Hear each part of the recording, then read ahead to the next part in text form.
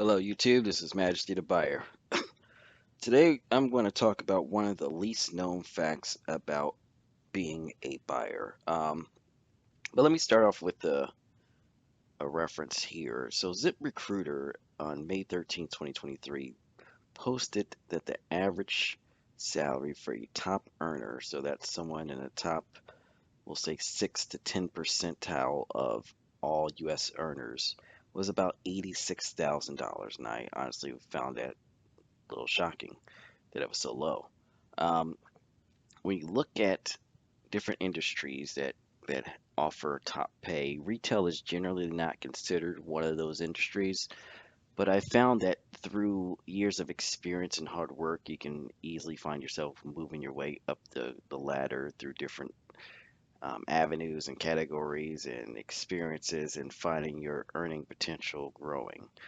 So as an assistant buyer, you generally will find yourself, depending on the size, scale of the organization of which you work, um, I would be surprised in, I'm going to speak in terms of a general US salary, not based on where you're at, your location. Obviously, if you're in New York City, if you're in San Francisco, if you're in Montreal, Canada, if you're in one of these places or states or cities where the cost of living is extremely high, you need to do the Seattle, the subsequent math that relates to what you would need to make or what I'm giving you is equivalent to.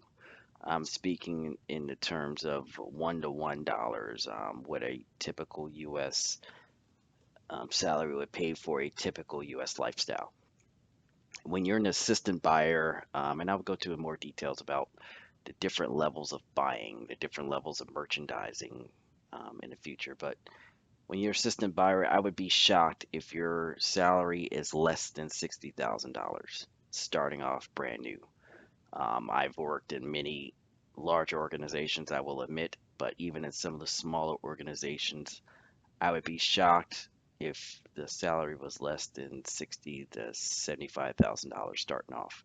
And I say that not to discourage you if you are making less than that, but grab your experience wherever you can grab it. So if you are on the lower end of that scale and are making $60,000, that's not bad. It's still about 50% higher than the average salary for all US citizens. So it's nothing to be ashamed of. And that experience that you'll gain from there, especially if you're an assistant buyer who has people who report to you, will be critical on the next levels that you look to go to.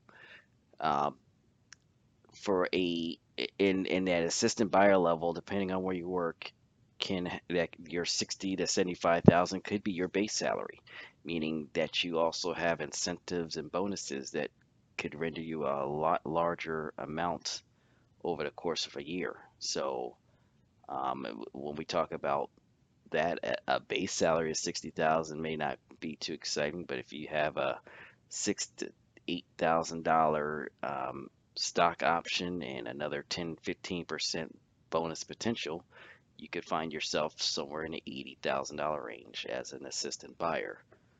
As a buyer for most companies, I've been a buyer for a few different companies now.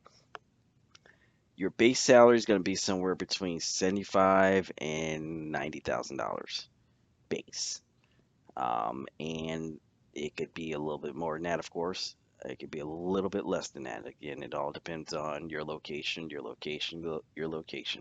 where are you based out of. And in that, you're going to have an incentive. You're going to have some options and some bonus potential that will get you way over the six-figure amount. Um, for a company I previously worked with, it was not uncommon for our buyers, and I was an assistant buyer at the time, to be in a $250,000 range every single year. Now, this is not talked about very much, but their base salary plus their incentives plus their stock options and things like that got them into the $250,000 every year position. Um, most of them did not require a degree to get to where they are at that $250,000 a year. Compare that to your lawyers, your doctors, your pharmacists, your pilots, your air traffic controllers, your podiatrists, your, you know, the list goes on and on and on different career paths that pay you that $250,000 a year. And when you're a buyer, there are levels above buying that you can get to, or you can be a category manager, you can be a what's called a DMM, a divisional merchandise manager, or a GMM, which is a general merchandise manager. You can be a director of merchandising, you can be a senior director, you can be a an executive level of chief merchant.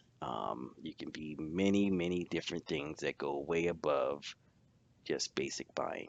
Even in the buyer side, I will create a video that explains, your assistant buyer levels and levels slightly below that, and your buyer levels. You have, buyer ones, buyer two, buyer threes, depending on your organization. You have senior buyers and basic buyers. You have merchants, senior merchants. You have, they come in different names and classifications that denote the level of experience that they have.